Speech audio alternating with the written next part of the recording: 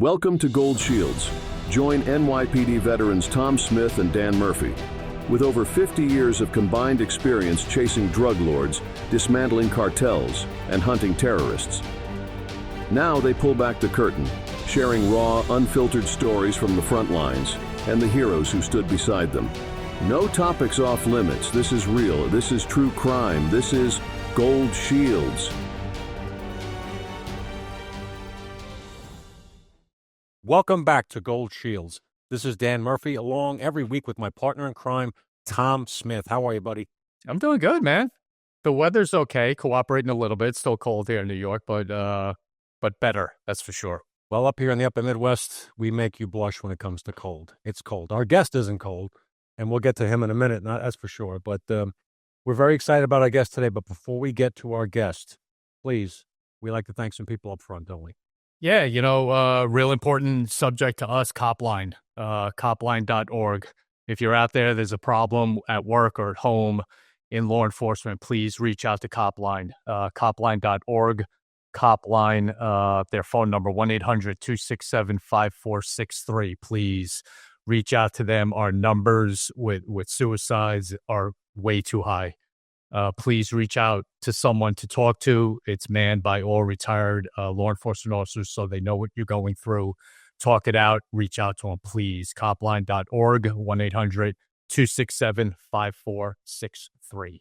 And real quick, we don't do this every show because of what you'll see in the middle of the show, but a few things we wanted to say thank you to. Streamline, newspapers.com, Patriot Hard Seltzer, Sherry Allsap, Impact, just people who are companies that are really tight with us, Wheelchairs for Warriors, Cops, Coming Home Well. There's so many people who are involved in this show that keep us going and have our back. We just really always want to say thank you to, and thank you for supporting us and being with us every week. As always, youtube.com/@GoldShields, every audio channel that's out there, and our website, thegoldshieldshow.com. Dan, we had wish lists for the past 3 years of cases we wanted to talk about and people we wanted on. And the Night Stalker case has been on our list for 3 years. And finally, we have it today. This case is a movie, but it's real life. I don't know if this script would get made because of how crazy it was and how it went on and how it ended. It was a movie script. And I don't even know if it would get made because it's like, yeah, okay. But our guest today, Gil Carrillo, lived it, worked it, was the detective involved with this case along with his partner, Frank Salerno, who got the Night Stalker, Richard Ramirez. This is an intense, heart-racing story, and we are so proud and happy to have Gil on today. Gil, welcome to Gold Shields, and thank you for joining us. Well, it's my pleasure, and I thank you immensely for the invitation. I'm an old guy, and it's nice to be remembered once in a while. Well, I tell you, Tom and I have talked about this more than once. When you're a detective and you take your craft, you're working your craft seriously, there's some people you look up to, and some people transcend the departments that they're in and their name gets out. You're one of those people. Your work, the things that you've done during your career, I've heard you speak, I've watched other interviews. Wow is all I can say. Wow. I would have loved to have rolled along behind you for a couple of months just taking notes. And I wish my wife was listening to this stuff. Yeah. So tell us a little bit, Gil, about your journey in law enforcement. Real quick, let's get you up to the case, but how did this all happen? Well, it started at age 17 when a cop took me home. Gave me a ride home, told my parents, sign for this boy to get off the streets, he'll end up dead or in prison. So my parents did. At age 17, I went into the Army, turned 18 November 29th of that year, and February 1st, I was in a place called Vietnam. I went through combat and saw some very serious, heavy combat. And when I come out of the Army, I came out a new man. I had a new appreciation for life. I had a new reason for living. I understood. I was mature, and I knew what I wanted, and I had 3 goals in mind. Number 1 was to become a cop, to give back what that cop gave to me, and that was my life. Number 2, I wanted to go to college. At that time, I was young and naive, and I thought only rich white people went to college. Nobody in my family, no siblings, no cousins, no nothing, had ever gone to college. I wanted to go to college. So they let me into the local community college because I was a Vietnam vet. It was mandated. So they let me in. I knew I was mature because I was embarrassed when I sent for my transcripts. And I obviously thought when I was in school, D stood for damn good and F was fabulous. And my 3rd goal in life was to hook up with my girlfriend, my ex-girlfriend, who had written me a Dear John when I was in Vietnam, which just obviously broke my heart, and it was kind of tough. I got over it. When I came back, I wanted revenge. So I wanted to start dating her, see if I could get her eaten out of the palm of my hand, and then break it off with her like she broke it up. So I got out June of 70, September of 70, I had her eaten out of the palm of my hand. The day after Christmas, 1970, booyah, we got married. You showed her. We showed her. We just had our 54th wedding anniversary. Wow. Congratulations. And it's all her. She's the good one. She's the glue that's kept this family together. You remember the old cartoon? She's the angel on this shoulder that'd be saying, "Oh no, don't do it, don't do it." And I'm the devil on this side saying, "Yeah, get him, do it, do it, do it." And she's just kept us all together. She was a stay-at-home mom. She was a great mother. She's a great grandmother. They adore her. You know, I used to joke around here. If I'd have to leave to go out of town, the kids were happy. When I come back, they'd cry. My wife, if she was leaving town, they'd cry when she left, and they'd be happy when she came back. Everything is all focused on mom. And it was really kind of tough when I retired because for 38 years I was a cop, and the last 5 years I was a lieutenant with I had 14 investigators working for me in homicide. All of a sudden, one day I'm a leader, and I give answers and tell people what to do, and I come home and this is her castle. It's not mine. Yeah, we're not going to paint that right now. No, I don't like that color. No, okay, well, I'm just going to go outside. I'm going to do some stuff. Well, no, I'm going to take care of that. So I just realized, I'm just a paycheck around here now. And so we managed to get along, get through the rough times. Anybody that says marriage is easy has never been married. And it's been a tough go, but it's all her that's kept us together. That's awesome. And we're going to get into, how your wife handled this a little later when we talk about the case, because it's very important. And we just discussed this. It's very important to get that part out, and we will. But, you do your thing on patrol. You become a cop, which was your dream. And then in 81, you get into the very elite, high-profile homicide squad in the LA County Sheriff's Office. Yes. Back then, gangs were prevalent. Because of my background, I knew gangs, and I knew how to talk to them. And I started the first plainclothes gang unit they had there at East LA Patrol, which was a gang capital of LA County at the time. And it was nothing to look down one of the main thoroughfares, Whittier Boulevard, where they used to cruise and see 3 paramedic units at different gunshot victim calls, all on the same street, just blocks away from each other. And so I worked gangs, and in working those gangs, the guys from Homicide would come down and say, "Hey, we're looking for this guy from this gang," or can you tell us who would be involved in this? So I got to work with the guys from Homicide Bureau. Our Homicide Bureau, unlike that of LAPD, which is the other big agency out here, LAPD has homicide detectives at every station. And then they have one unit downtown LA. I call them the big boys from Dover. These are the big boys, and they're robbery homicide. So they handled any major O.J. Simpson. O.J. Simpson case was handled out of the valley. And as soon as they found out O.J. Simpson was involved, they steal it from those guys and give it to the guys from RHD. Sheriff's Homicide has one homicide bureau. the Central Bureau. That time we worked on beepers. When you're on call, they let you know you got a murder. Here's the address. Go do it. It took an average, and still to this day does, minimum of 15 years to get up to sheriff's homicide. And I had been on less than 10, 9.5 years, when I got the phone call. Hey, how would you like to come up here and work homicide with us? They were just starting a gang specialty unit up there. And so I did flips, I was ready to go. That was my dream. I saw homicide the way they worked, and I'll never forget, I had a patrol trainee. We left the station on a gunshot victim call. We got out there, and it was a 3:00 murder.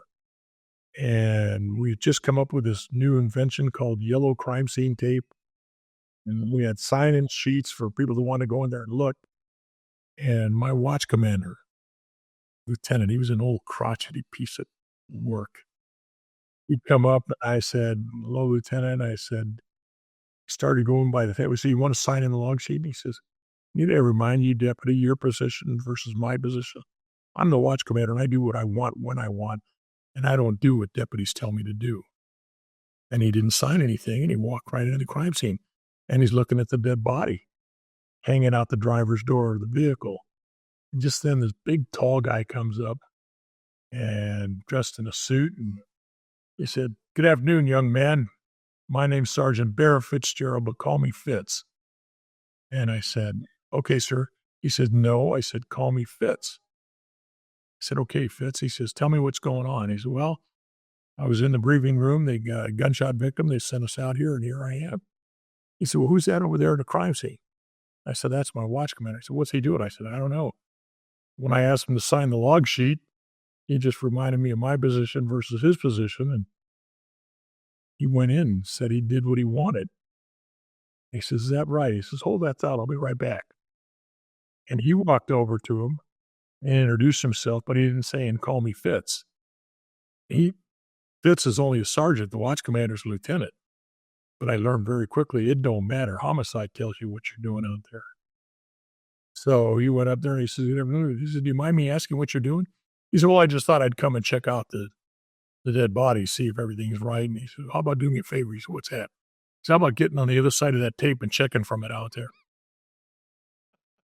And the lieutenant turned big red, turned around, went stomping out, got in his car, and took off like a bat out of hell. And he says, now, where were we? Man, I like the juice this guy carries. So we left that night, went home, come back the next day for 3:00 car, and I see Barrett Fitzgerald and his partner Jack Feudman. They're still there working, and they're still wearing the same clothes they were last night. They've been going at it all night long. So if there's something to do, they don't tell you to go home. They just work it. It's your desire. And I said, God, and it was just odd to me. That was everything. There's work to be done, get it done. I've never shied away from work. And that was my dream then, to go up to Homicide Bureau and be with those guys. They were elite. Homicide would walk up to patrol guy. It was like Moses coming up with a rod. Everybody get out of the tree. You're right. Those are the good guys. And I found early on, you treat the patrol guys good, they'll never forget you, and they take care of you. Makes your job a lot easier.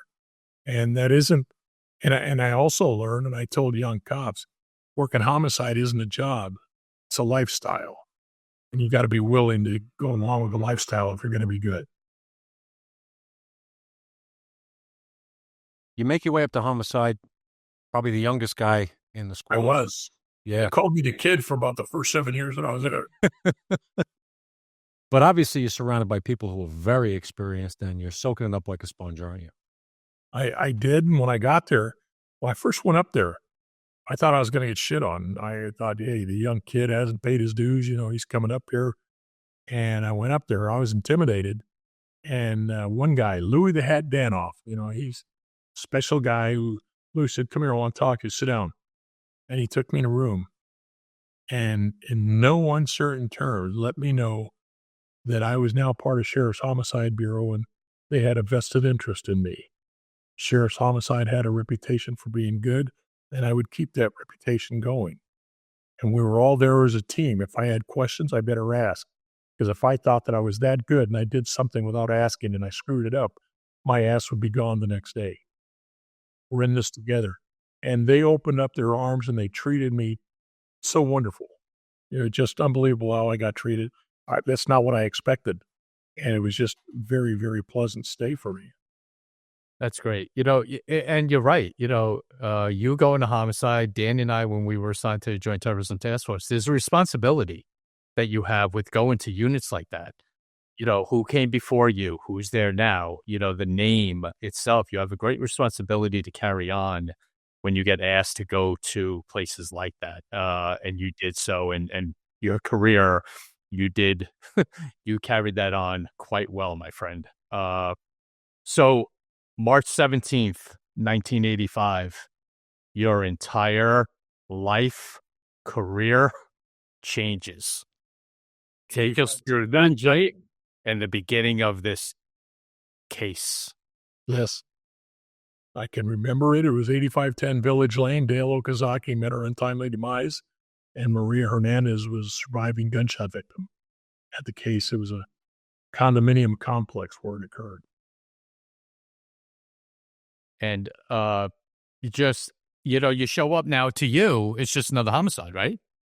To me, it's another homicide. But there were things, initially that I didn't realize at first. After being there a while, I'm just doing the crime scene. It's just another murder.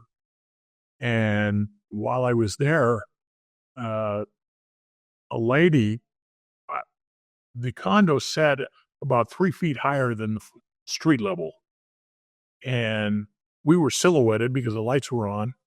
And a patrol deputy opens up the front door and he says, "Excuse me, Gil, there's a lady out here, says she's the mother of Maria Hernandez, your surviving victim. She'd like to talk to you." And I said, "Okay, just ask her if she can give me 2 minutes. Let me finish up this measurement that I'm working on, and I'll give her all the time she wants." So as standing there in the doorway, all of a sudden I hear this voice saying, "Gilbert, is that you?" And I'm saying, "Nobody called me Gilbert. I'm Gil. I'm too cool for Gilbert now. I'm an adult." And I said, "Yes, it is." She goes, "It's me, Pauline." And I said, "Pumpkin, is that you?" And she goes, "Yes." Well, Pumpkin grew up about 3 doors down from me. And Maria Hernandez was her daughter. My parents had baptized Maria Hernandez. But she was about 6 months old. Her mother had gone through a divorce. They moved away, never saw her again up until now. And now she was 25. And so we ended up going to the hospital later that night. That's when I realized that this was something different. And that's because the individual who went in and shot her came in through an open garage door. She had just driven in. And there was a carpet runner that led right to the door.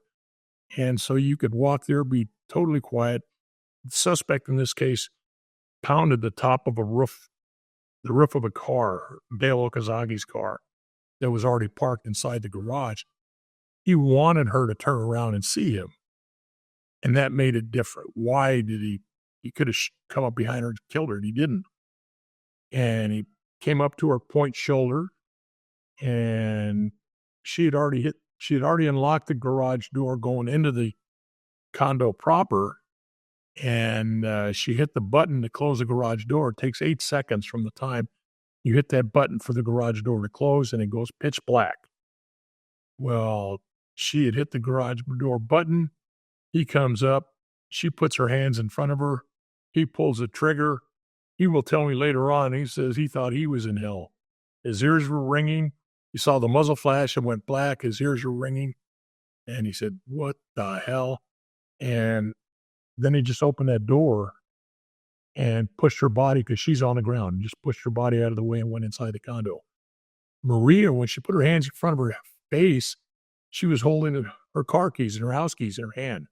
The bullet struck the keys and remained inside her hand. She knocked her down. She got up. She hits the garage door opener. She runs down the alleyway again, and she hears a second gunshot from inside the condo. Now, if you were watching this in the theater, you'd be eating your popcorn saying, "Run, Maria, run. Don't be stupid. Don't go back." What she did, she went around the front of the condo, and this is a good movie, so Richard's going to come out the front door. And he did. He came out the front door. I don't know who was more surprised, him at seeing her or her at seeing him. And they ended up playing cat and mouse around a Volkswagen. He'd go one way, she'd go the other. He'd come back, she'd go this way. She finally threw up her arms and said, "You already shot me once, don't shoot me again." Put the gun down by his side and walked away. And, oh, Dan, I apologize.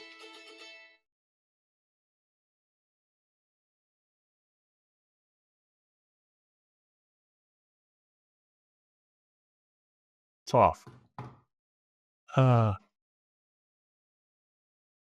And I owe so much of this case. I had taken 2 semesters of advanced criminal investigation pertaining to sex crimes at Cal State LA. And the professor in that class required more work than any work I'd ever done. He was the best instructor I had ever had. He used humor as a vehicle to get his points across. So you paid attention to everything because I love laughing. And he says that when somebody points a gun at your face, they're really not intent on killing you. What they want to do is they want to see that fear in your eyes, just like a good horror movie. That is foreplay for their sexual activity. And that's what he was after. And when we went inside, we found Dale Okazaki. She had been shot right in the forehead, right in the running lights. And they were stippling around the wound. That's the, for those of you who don't know, that's the unburnt powder, gunpowder that just burn dots in their forehead. Well, there was that there. And then at autopsy, I saw she had an abrasion in the back of her head. So the suspect in this case hit her in the back of the head first. Why didn't he just kill her? Why didn't he just shoot her? She was down on the ground. And then there was a countertop where they could, on the kitchen side and then chairs on the other side, so somebody could eat right there at the counter if they wanted. Well, she waited. It was quiet, so she put her hands on top of the counter, and she actually lifted her head up so she could see above the countertop. And when she did, suspect was on the other side of the counter with a gun waiting right there, looked at her, she saw him, and then he pulled the trigger to take her down.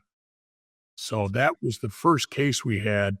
We learned about the deliberate sound that he had made by talking to Maria Hernandez later on. She gave us a good description. She was an excellent witness, good victim, and that's what started our run. And unfortunately, within the first couple of weeks, we had some child abductions, temp child abductions, other murders. And so I'm looking at the physical descriptions and what they're saying, and physical descriptions are all matching. Black members only type jacket. He had a pungent odor to him, disheveled hair, stained brown gap teeth, bad breath, light skin, Hispanic or Caucasian. And they were all there. Then on March 29th, at a double homicide, we found a footprint. And that footprint was that of the Avia shoe model 440, size 11.5, 12. And I can tell you without equivocation today that 1,356 pair of model 440 Avias arrived in New York on January 9, 1985 from Taiwan for distribution throughout the U.S., of which 6 pair ended up in the state of California, 1 pair ended up in the city of Los Angeles. And those were not the white ones. We were looking for a black shoe. Those are the black dyed ones. And so we were able to, that was kind of like almost like a fingerprint for us. And it started showing up at child abductions. It started showing up at murder scenes. And the problem was, you guys have been cops for a long time. If somebody came up and told you that somebody was kidnapping kids and sexually assaulting them, letting them go, and then that same guy is killing adults and using gun, shod foot, manual strangulation, ligature strangulation, blunt force trauma, and it's all the same guy. That's a tough pill to swallow because the behavioral science unit in Quantico, who was doing profiling at the time, nowhere in criminal history, not then nor today, do they have anybody documented that was doing what he was doing. So to try and sell that to old dogs, in my bureau and around cops around L.A., they thought I was a young Hispanic trying to make a name for myself, the young punk Mexican trying to make a name for myself. And fortunately, like I said, I had some good friends that believed in me and wanted to work, and it worked out fine. A couple of things are fascinating to me so far, and Tom and I have talked about this before, and we both understand it. When you work on a case that's very, very big and important and heinous, years later, you still remember intimate details of that case, don't you? Yeah, I sure do. The guy on the director on the Netflix documentary, we're having lunch during the shooting one day. And he says, Gil, I got a question for you. I got to ask you. I said, go ahead and ask me. He says, I'm serious. I said, okay, ask. And he says, I've never met anybody with memory recall like you. He says, you have a tremendous recall. How do you do that? And I said, you're serious? He said, yes. I said, okay, look. And I picked up my hand and I said, look at the color of that skin. I said, see that? And he says, yeah. I said, that tells you I'm Mexican. And if it tells you I'm Mexican, then you know that I'm not sharp enough to know how I do it. It just happens. I don't. I'm just a cop. So there's no idea. That and You know what it is? It's a passion. It's knowing your craft, and it's a passion, and it's what you do. I believe this. That's what you did and what you just described and Danny just described. I don't think you can teach. I think it's just in you. It's part of your DNA, and it's part of who you are with the details that are coming through with this case that you'll never, ever forget. You'll never forget what you did. And Dan and I have done the same thing with shows we've done, talking about old cases and just facts of it coming up. And it's just something in Detective's DNA that it's just part of us. And you showed that most impressively. I don't know. It just happened. I'm not sure, but I know how. You don't need to know how. Don't worry about how. Yeah, if somebody gives me $10 million, I ain't worried about where it came from. When it comes to the safety of law enforcement, first responders, and military personnel, every moment counts, especially in the dark. Streamlight provides the reliable, high-performance lighting solutions that these heroes trust in the most dangerous situations, whether it's a car stop, navigating dark alleyways, or exploring abandoned buildings. With Streamlight by their side, our heroes can tackle challenges with confidence, knowing they have the power of advanced lighting technology to guide them. From the first responders on the front lines to the law enforcement officers ensuring our safety, Streamlight is there to make every mission a little easier and much safer. Join us in supporting those who protect us. Visit Streamlight.com to discover how you can be part of the team keeping our heroes safe. Because when they shine, we all shine. Patriot is a premium whiskey hard seltzer. We've carefully crafted 4 flavors that not only taste exceptional, but can be enjoyed on any occasion, anytime. We're committed to giving back 5% of all profits to the core groups we call the backbone of America. We are proud to help those who serve our great country.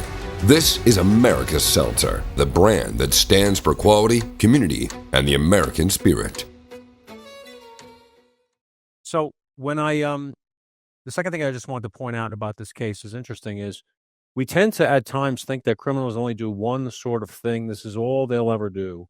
And history has shown us the opposite. People who are looking to kill or murder or hurt people in general, they may be involved in a variety of other types of criminal activity. It's notable during the Zodiac case. The Zodiac broke his own pattern by killing a cab driver in San Francisco one day. He did that, and it threw the detectives like, whoa, wait a minute. This is him? How can it? He had to send him a letter. And yeah, this is me. I did this. So always be open to, one of my favorite sayings, of course, is it's a capital mistake to theorize before one has facts. We tend to theorize. We tend to pigeonhole. This is his MO. Anything outside that, it's not him. Oh, sure. Right? I was extremely disappointed. Some gentlemen out of my office, at that time, they had somebody that was called the Southside Slayer, and he was killing strawberries, prostitutes out in South L.A. And he had been using a 25 auto as his weapon of choice. Then all of a sudden, the prostitute ends up dead and she's killed with a 9mm. And they said, well, it's not the same guy. And they said, not the same guy. Look at different caliber gun. I said, God, you guys learn anything. Come on. You got to get over this stuff. And some of my close friends that tell me today, one guy that I admired so much, when they told me I was going to break in, my lieutenant said, you're going to break in the next sergeant that comes in here. And I said, no, I'm not ready to break in anybody. I haven't been in your life. He says, oh, you're good, kid. The only thing you're lacking is confidence, but you're good. Trust me. I could see it. And so you're going to do it. I said, okay, if you're going to do that to me, let me work with Ray Verdugo, this sergeant that had been there forever. And him and I are best friends today. And he sits there and he tells me, just a few months ago, he says, Gil, when this case broke, I really didn't believe what you were putting out. He says, kind of a hard pill to swallow. And he says, I learned later I was totally wrong. And I said, well, Ray, it doesn't bother me that people didn't believe in me because it would have been a tough pill for me to swallow. You've been working this so long and all of a sudden somebody says, hey, and especially a guy with less experience than most of the guys up there, it's a tough pill to swallow. I just didn't like the name calling, they were talking not so nice behind my back, but I'd hear about it. So that's the only thing that bothered me. And then the one guy, and I won't mention his name, but I'll never forget it. He was an FBI agent. We had a meeting over at one of the smaller cities, Monterey Park, who had a kidnapping. All these were child abductions. One out of Monterey Park, one out of LAPD, one out of Montebello, one out of the city of Pico, and they were two out of Montebello. And they were having a meeting with a member of the FBI.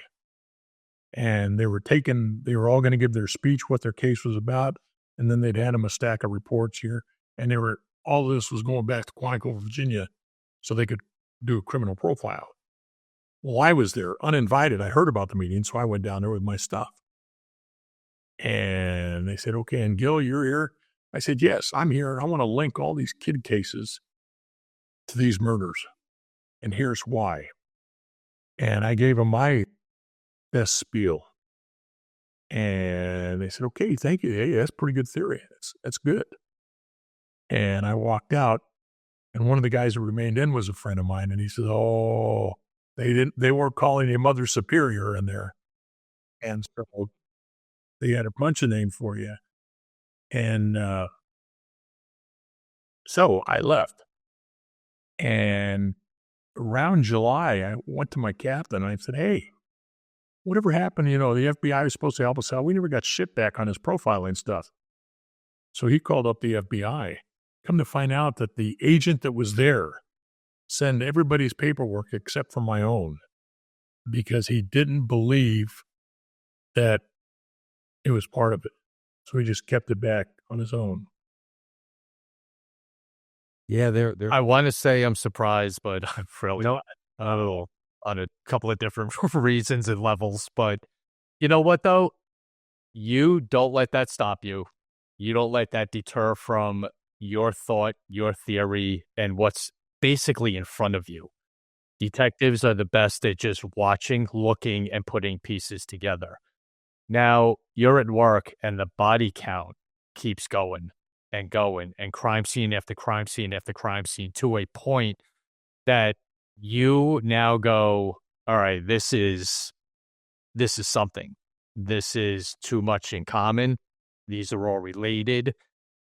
From at what point does the body count get to a certain point where your superiors, you finally just go, this is the same guy?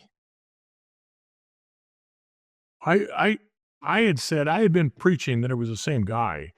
Unfortunately, most guys didn't believe me. Matter of fact, Frank didn't believe me. Frank was my acting lieutenant most of the time. We weren't partners then in the beginning.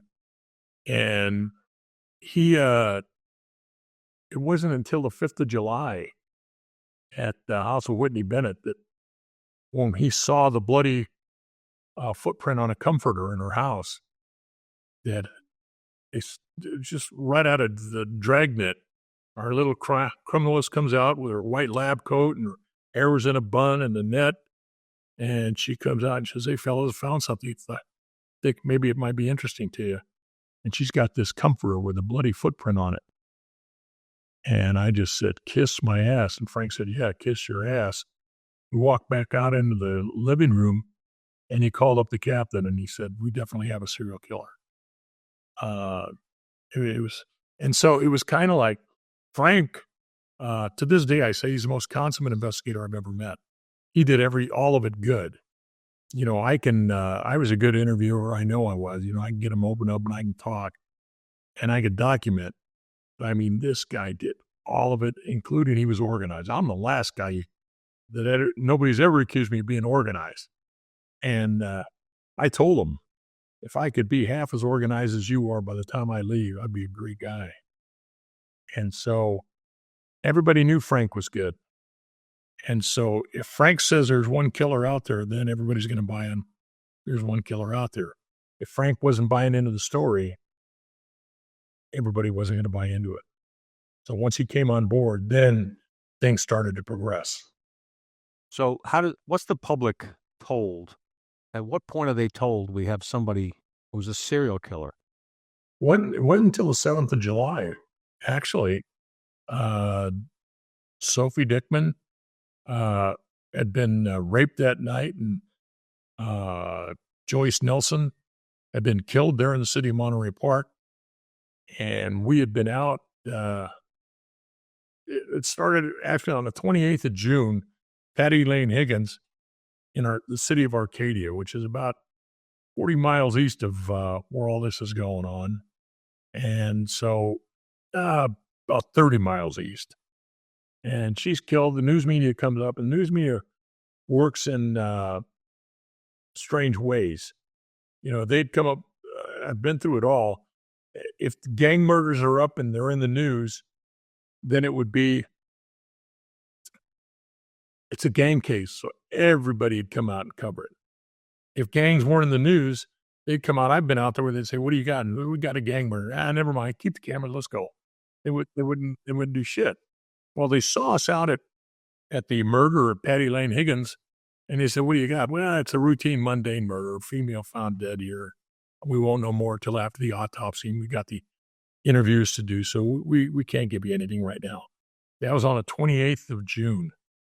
On the 2nd of July, 4 days later, also just about a mile and a half away from where that one occurred, there was another murder. That was Mary Cannon. And they said, "Gil, we're sending you and Frank out there to look at that one."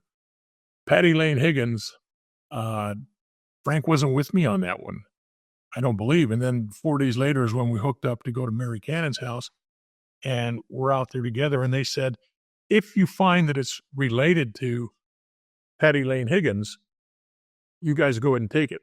If not, we're sending a second crew out there and they'll handle it." We went out there and we saw that it definitely, she had her throat slit in the same fashion that Patty Lane Higgins did. Their blunt force trauma was used on her. It appeared that her hands had been ligatured behind her back. And we found a carving knife from a nice carving set inside the kitchen that had a sharpening rod with it. Well, that's what he used to cut her throat with. He used a blunt force trauma was a milk glass lamp that he broke on her, and he killed her. So they went out there. They said, "What do you got here?" "Well, we got an elderly lady. She was killed. And just so happened we were in the area. We just told y'all, hey, we'll take it. Don't waste another crew. We're just out here. And we can't tell you more because we don't know more until we work it. Give us a couple of days. We'll give you a story." Well, that was on the 2nd of July. We don't have to report on the 5th of July, the Whitney Bennett case, because she didn't die.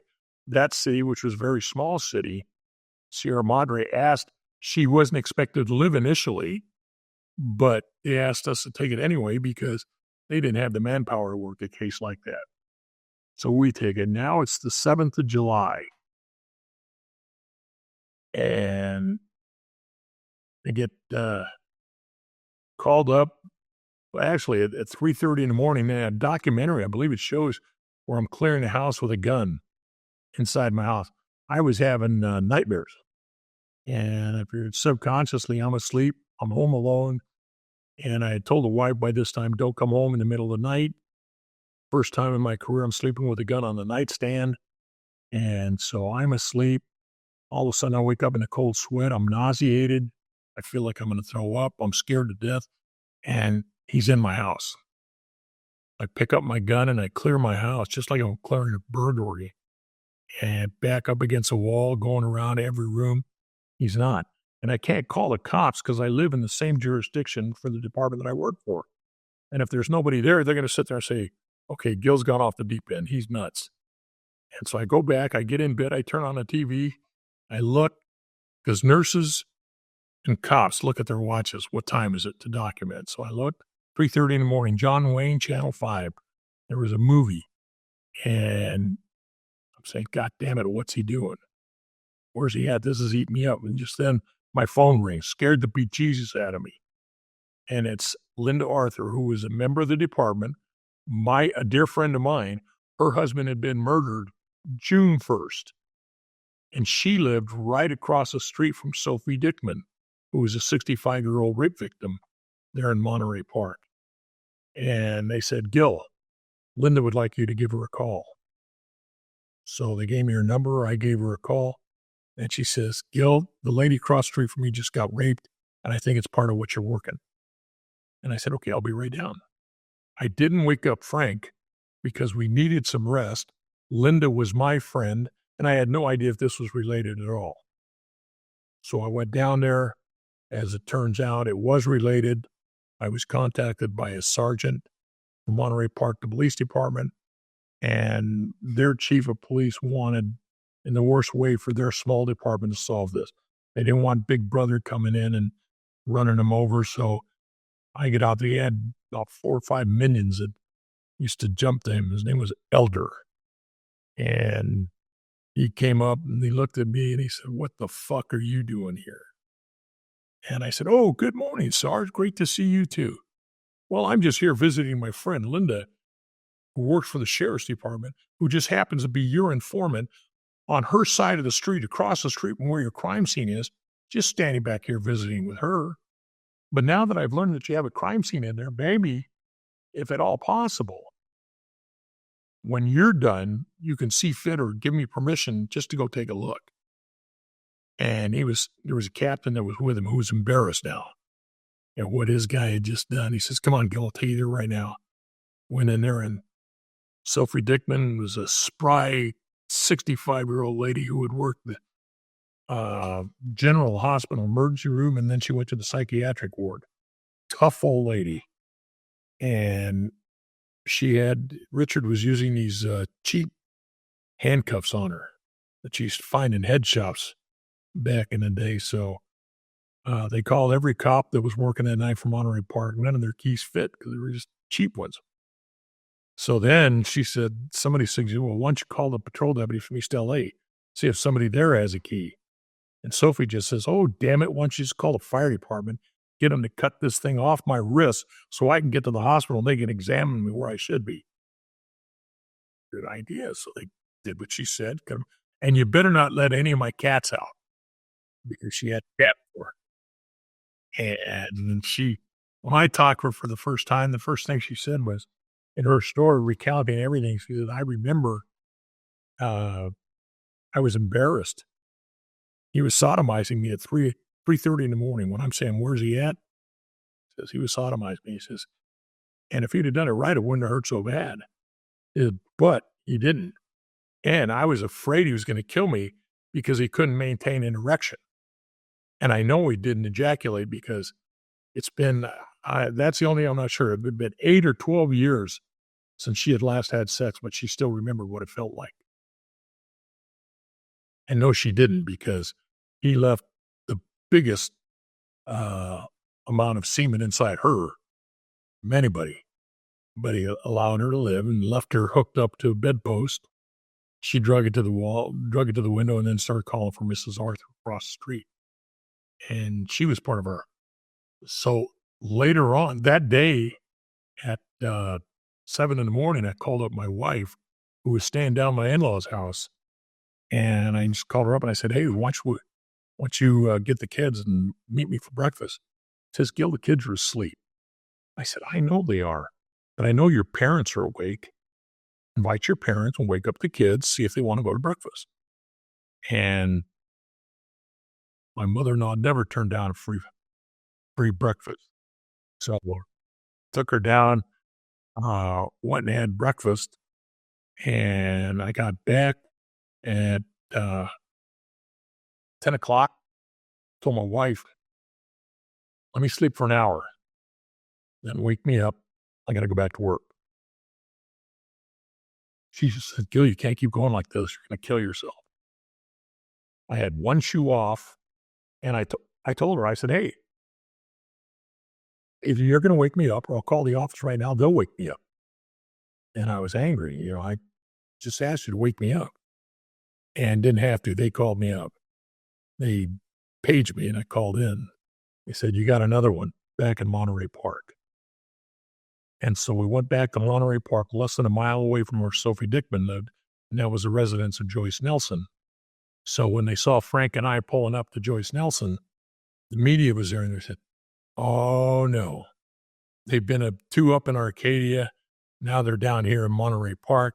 There's some shit going on. And they started started connecting the dots. And that's when the media started really going in a frenzy for themselves. Mm-hmm. So that's July 7th, right? Yes.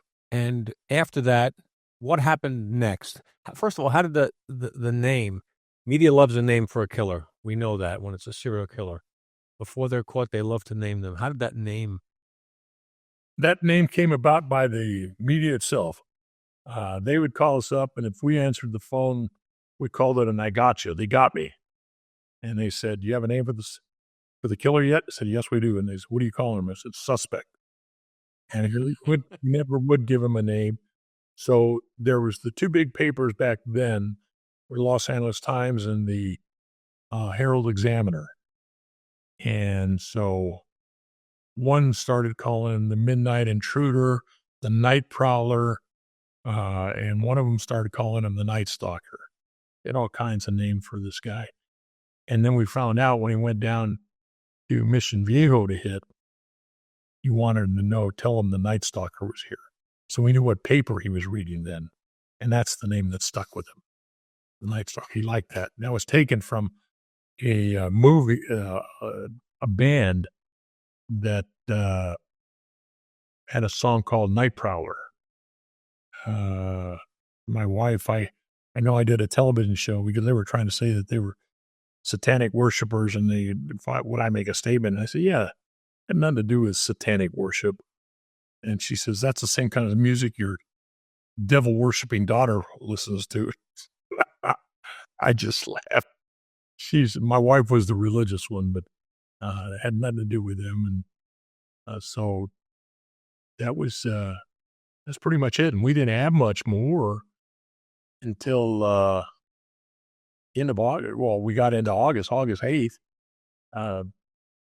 We got word that there had been a case up in San Francisco.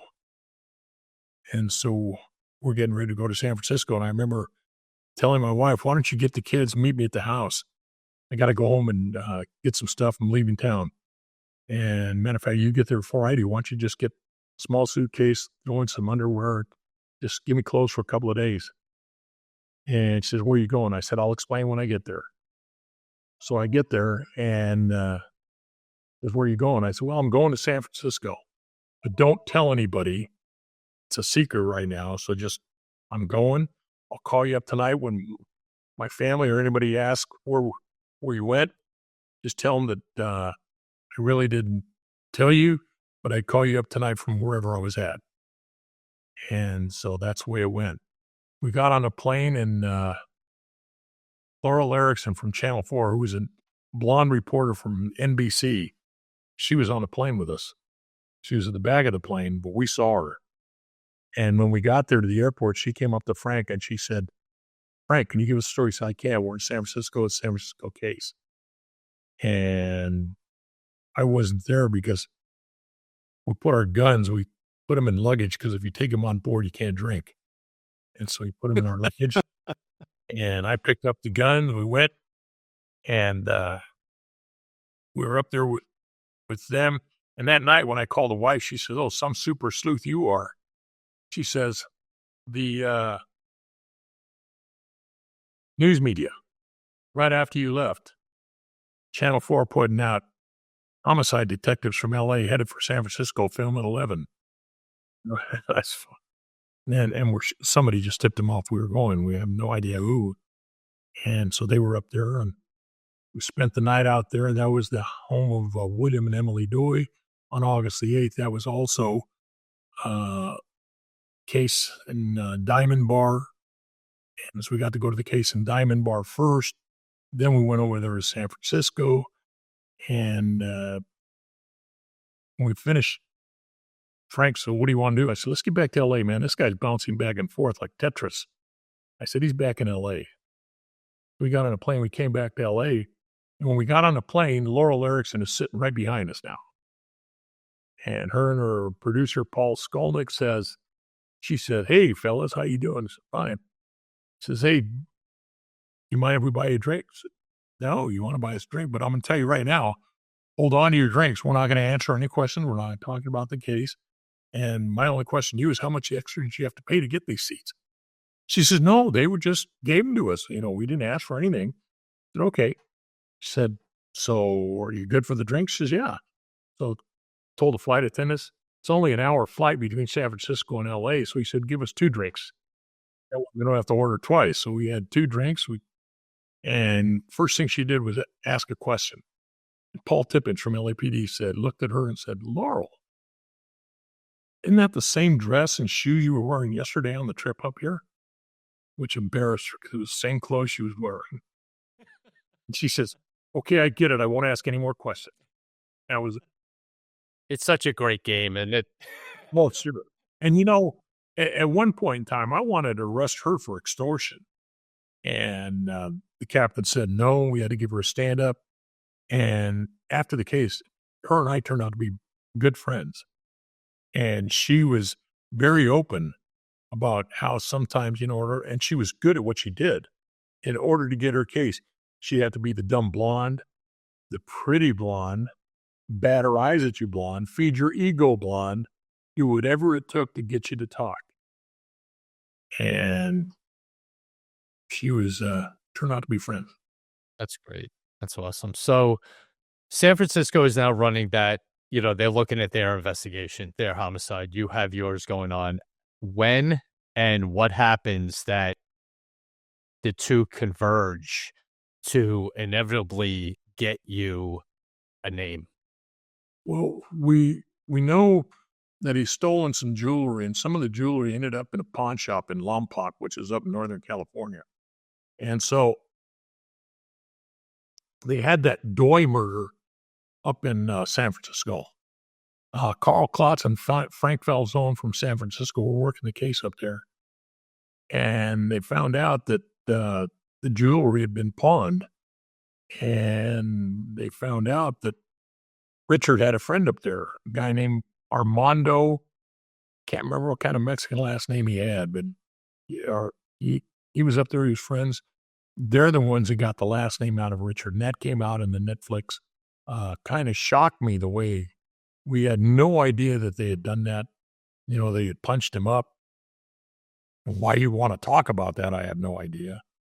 But, and I'm glad none of it came out during trial because I don't think we used any of it.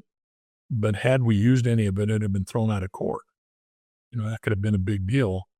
But they got a last name for Richard. They then they gave us a name, contacted Department of Justice in Sacramento. We said, run this name. Well, at that time, we didn't have any DNA. DNA wasn't around yet. And fingerprints were only automated for felony convictions. Richard only had a misdemeanor conviction, so he wasn't in latent prints. But they found, with the hand searching, they found 8 of them that were misdemeanor convictions. One of them was Richard Ramirez's, and they matched his fingerprints.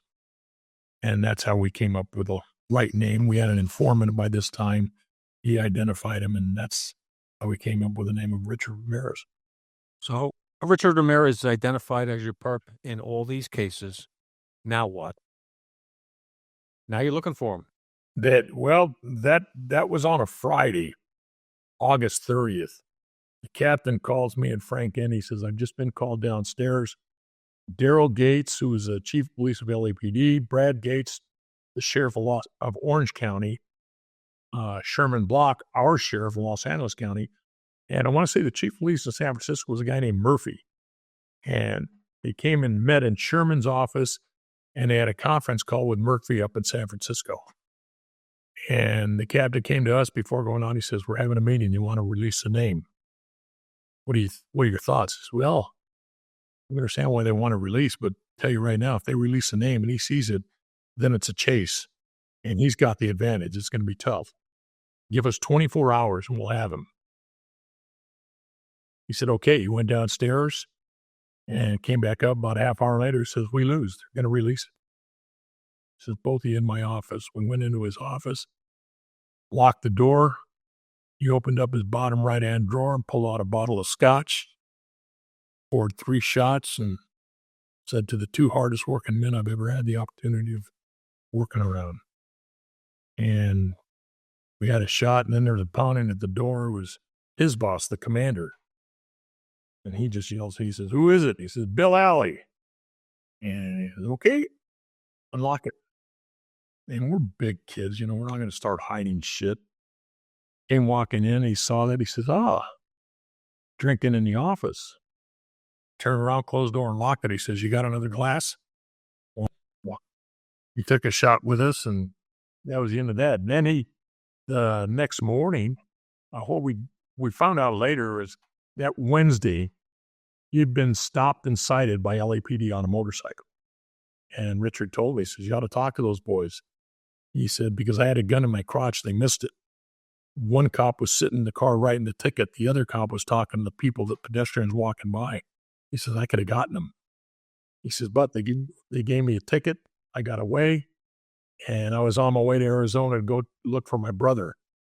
And the motorcycle broke down. He then got a trucker to stop. He said, you keep the motorcycle, just give me a ride on into Phoenix. And he went on in. Couldn't find his brother, so the next day he got on a Greyhound bus and came back.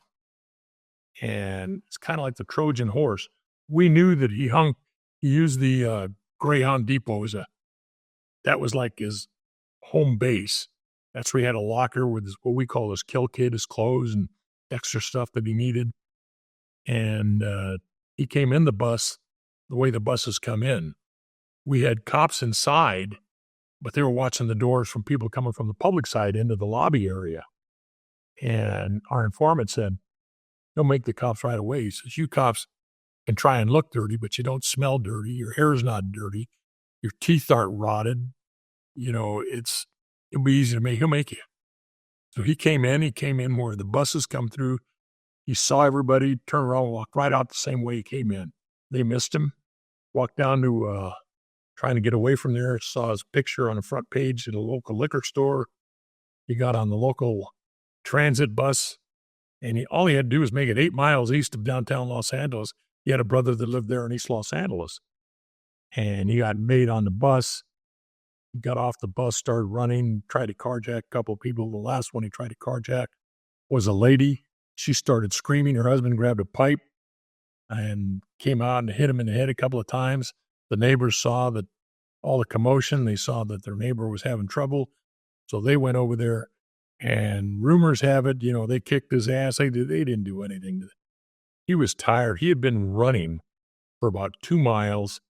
He'd been going over fences, backyards. He went over the 10-foot sound wall of the 5 freeway in downtown L.A., both sides. He's tired. Got in a fight, got hit in the head twice with a pipe. He ran a few houses, and finally just gave up. They just encircled him and held him there till the cops got there.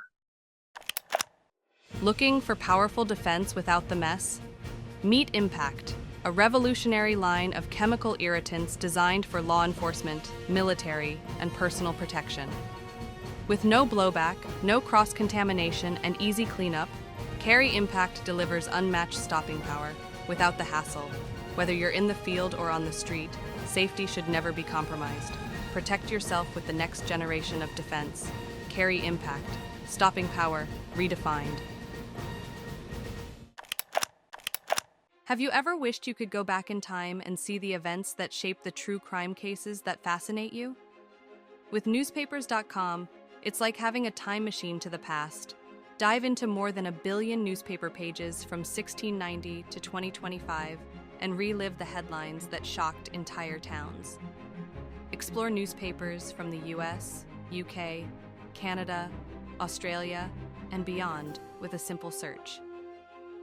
Read the breaking news as it happened, crime scene reports, witness testimonies, and courtroom drama.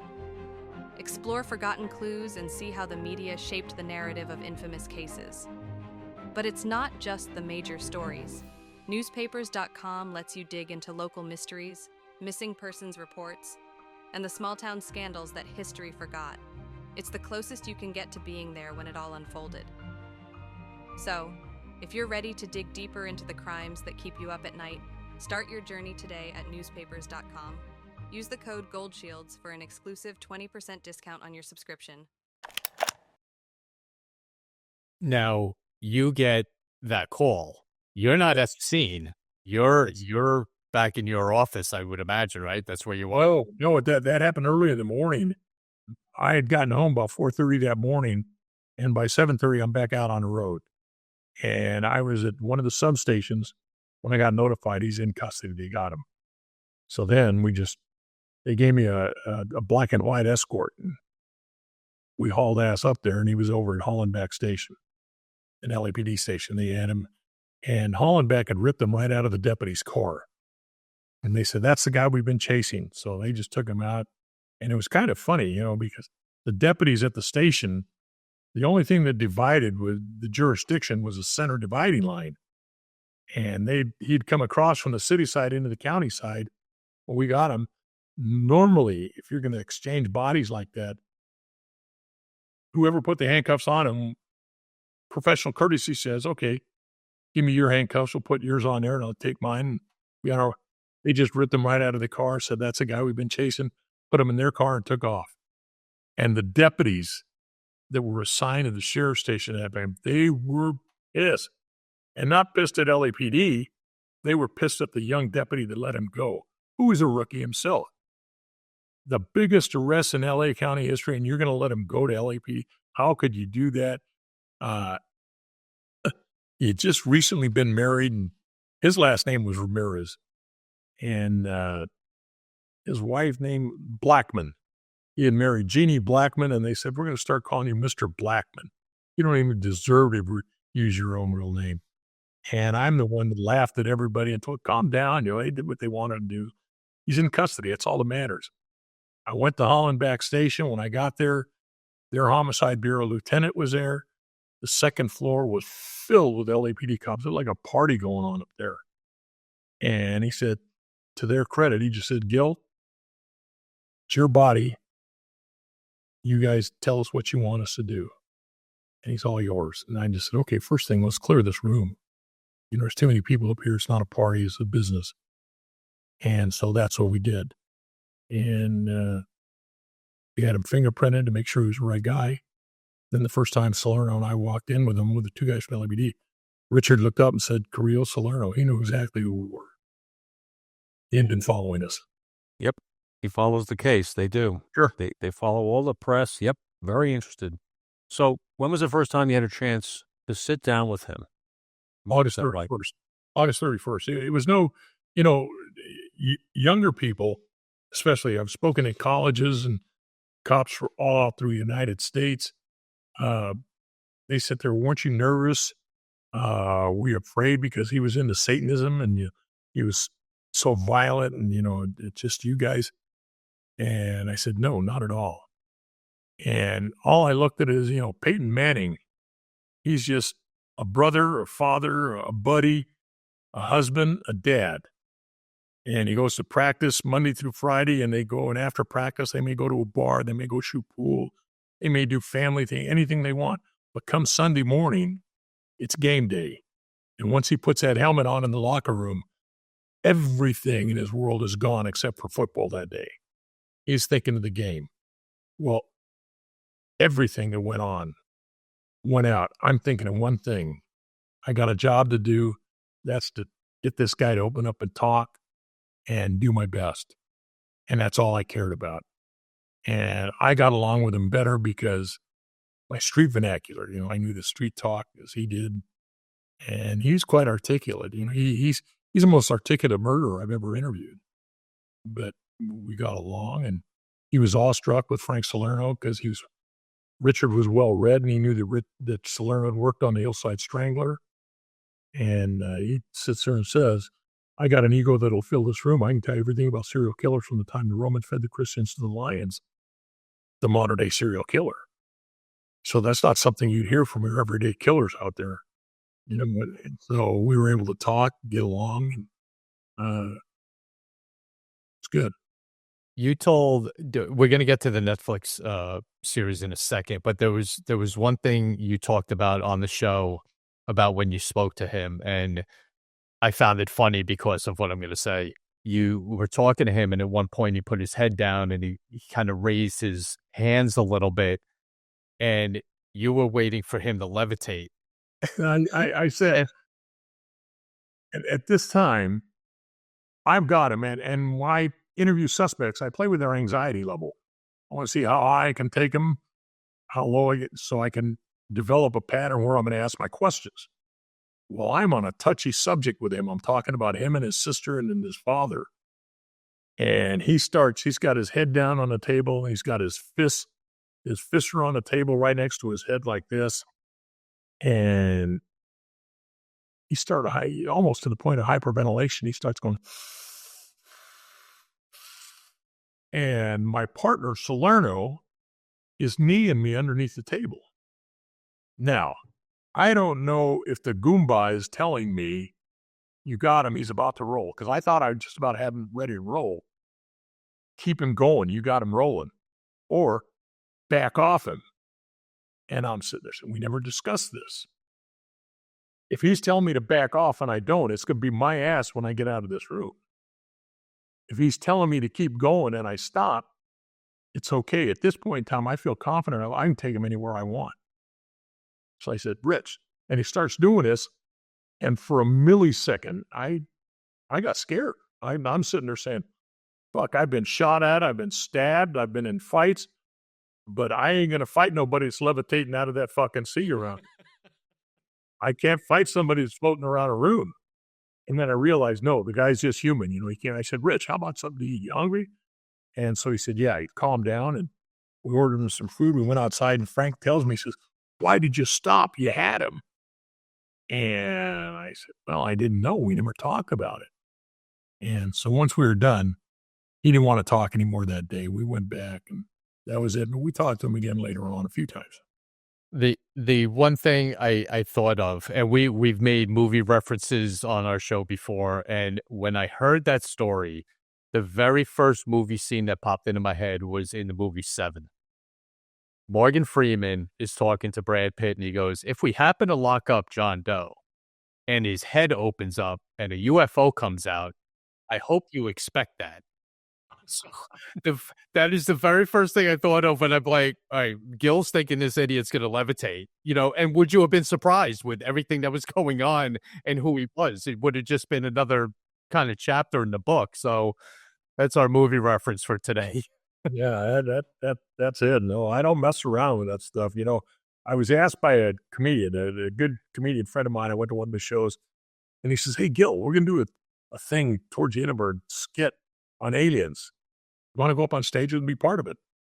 And I said, sure, I'll go up there. And he said, okay, here are the questions I'm going to ask. I said, no, don't ask them right now. Ask them when we're up on stage. I'll hit you up. I'll be ready for them. And he asked me, what would you do? He said, do you believe in aliens? I said, no. And he says, why not? I said, because aliens are up in the sky and I don't look up. I don't give a shit what's up there. I'm down here. We're safe. And he says, okay, well, let's say you're home alone and all of a sudden you hear a noise and you get up and look down your hallway and there's an alien into your hallway. What are you going to do? I said, I'm going to jump the fuck out of my window. I said, I ain't going to sit there. I said, I know a lot of my white friends that sit there and say, hey, what are you doing? Who are you? No, not me. You're an alien. I'm gone. I don't play those games. So, no, Rich is going to levitate. Let him do it with somebody else, not with me. That's hysterical. But you're right. You just, there's things in this world you don't mess with. Levitating, UFOs coming out of people's heads, and aliens walking around your house. So I get that.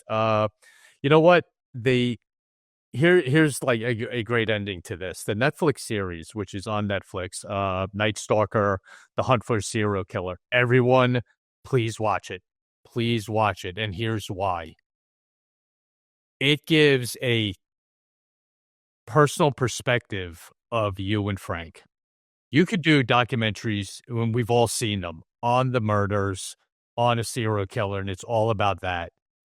What I really like about this Netflix series is the human side that comes out about you and Frank, especially you and your wife. It shows that detectives are human. There's things going on in life that is not just the case, but part of your life. And the human part of detectives being human and emotional and personality changes when cases like this happen is what I loved about watching that series, and how you worked around this case with the relationship with your wife, and what a strong, strong woman she was and still is. Very strong. And before we went on here, I told you that when we watched the Netflix series ourselves, when it was done, I apologized to her. I told her I was sorry, asked for forgiveness, because during the case, my job was to catch a killer. And I was never afraid. I had a gun and I had partners that carried guns, and we knew what we were doing. She doesn't carry a gun. She's never worked. She's been a stay-at-home mom. And her job was the house and the kids. But the one thing I never factored in was fear. And she was scared to death. And she had to hold it all together. And I just apologize for never being here. I can remember at one point in time I called up to check on the kids. And she told me she caught my 13-year-old daughter crying in the bedroom. When she went in there to ask her, what's wrong? She said, oh, nothing. She said, no, why are you crying? And she broke down crying. And she said, I just want my dad back. I just want this case to be over. I want my dad back. Well, my wife's telling me this, and it put a great big asshole lump. I wanted to start crying. And I said, okay, look, I got to go. And I hung up the phone. As soon as I hung up the phone, I started profanities coming out of my mouth. I understand things are bad, but God, I don't need any extra pressure right now. Why is she telling me this? More pressure on me. And I have things to do, and I couldn't deal with it. It was kind of tough. And once again, not realizing how tough it was on her. Wow. That's what families go through. And, Tom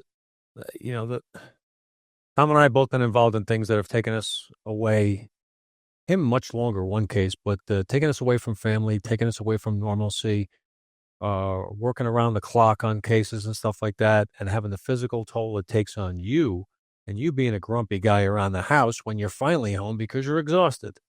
Like after 9/11, we were barely home. I mean, barely home for months.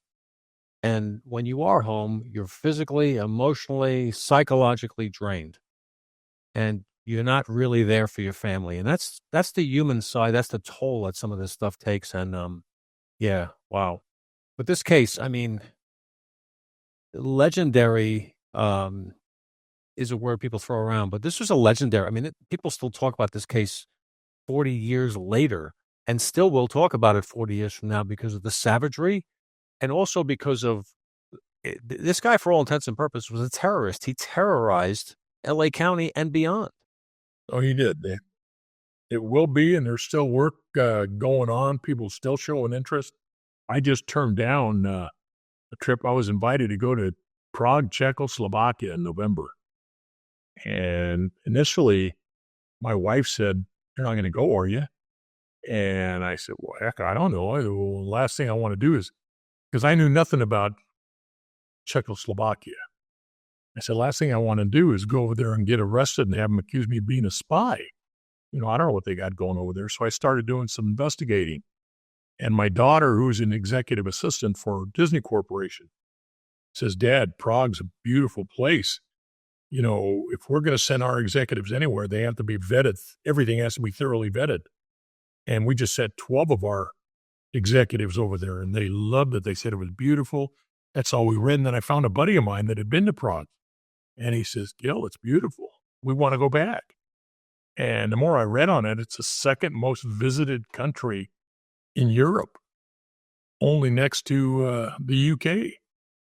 And it's so beautiful. They offered me, to give me a guide that would stay with me. And they said, although you wouldn't need it, but because just about everybody speaks English there in Prague, but they offered to do a lot of stuff. And initially I said, okay, I'll do it. And then I started thinking about it. And I said, my ego isn't that big. I don't need to go to Prague, Czechoslovakia on a 13-hour flight. And I don't care if it's first class or not. That's a long flight. And being away, I call them, I say, you know what? For health reasons, I'm not going to be able to make the trip. If I turn it down, I'll turn on the Discovery Channel and learn about Prague. I'm thoroughly satisfied with just being plain old Gil right here in LA, USA. Good for you. Now, what was the final body count? Was 14? We had 14. We initially filed 14. We dismissed one in the interest of justice because the defense attorneys, what they had planned to do was there was one case, there was a circumstantial case. Although we know it's there, we felt we could have convicted on him, and we know he did it. And they had petitioned the judge. They wanted to sever that case from the remaining 13. And so the judge told the prosecutor, well, we'll have a hearing on this tomorrow. He said, and I'll tell you right now, the court is leaning towards granting your motion for severance. And he said, but I'm warning everybody involved. If the motion is granted, you have to be prepared on the remaining 13 immediately. And so, done deal. Next morning, we went in court. They made their motion official. The court said, well, prosecutor, what do you have to say? He said, well, prosecution, make it easy on the courts, Your Honor. He says, we'll dismiss that case in the interest of justice, and we're ready to proceed on the remaining 13. And they about shit in their pants. And he says, well, sounds good to me. Do you have an objection to that, counsel? And what could they say? That's what they wanted. Now it's dismissed. And he says, okay. But, Your Honor, we didn't bring that stuff for the remaining 30. He says, I told you to be prepared. Be back in here at 1:30 this afternoon and be ready to go. And so that's when we started the trial. We convicted him of 13. They filed initially one charge up in San Francisco. We know he was good for 2 murders up there. They put those on hold finally. They got him to agree to waive time. And the deal was, if he won an appeal on any of our cases down here, they would immediately proceed on theirs. But if he was denied everything, then they would dismiss that one. And that's exactly what happened. Unbelievable case. The kind of case that the average person becomes a detective could never have possibly fathomed they would be involved in. But your professionalism, your dedication, your commitment, I can tell just by sitting here with you and your laser-like focus. I can see that. And that's what this guy, Tom, has. That's what I liked about him as detective. You look at something and it's like you're boring a hole in it with your eyes. You're getting it. You're determined. This guy was going to get caught, period, and prosecuted successfully. Congratulations on an unbelievable career, not just this case. And thank you so much for sharing this with us. I look forward to breaking bread with you, Gil. Thank you very much. I look forward to it as well. And a lot of that maybe just I'm stubborn. I wasn't going to give up. Either way. And Dan's right. You can see it. You still have that pride in finishing something you started. And I think that's something all good detectives have. You started it. It's not done till it's done. And thankfully you had that, and you didn't cave into the pressures of others saying, no, you're nuts. This isn't what it is. You didn't. You had a gut feeling, which every good detective has. A gut feeling, you went after it, and you got a absolute evil person off the street. And with the help of a good team concept and working together and information sharing and all that, put this individual away forever. And he's no longer with us, thank God. He's gone. But Gil, thank you so much. And just echoing Danny, it's an absolute honor to have you on, and thank you so much. Well, thank you very much. I hope we get to break that bread with you guys. You come on out here. Unfortunately, New York, I love New York. I really, I've been out there on cases. Played a softball tournament, and when we lost the championship, it was to a team from New York, and I just fell in love with the guys. I mean, it's a tie score, bases loaded, and I'm pitching, and the guys from New York are trying to distract me. I'm laughing, and they're looking at me saying, "Look at this crazy motherfucker! Look at him, he's laughing." So we had fun. I went out with him over there. Had a ball when I was in New York working a case over there. And I worked with I used to do ring announcing. Guys from New York had a boxing team that'd come out here and box. Oh, yeah. And got to break bread with some of those guys. I love New York. Just don't ask me to go there when it's cold, because No. You ain't never read about John Claude Gonzalez, famous snow skiers. We're coming out to you. Trust me. We'll take sunshine and palm trees over dirty streets and windy, cold days any day. Yep. Sounds good. We will make that happen. Thank you again. And this is our special part of the show that we say a prayer and pray for all law enforcement officers out there and our military vets.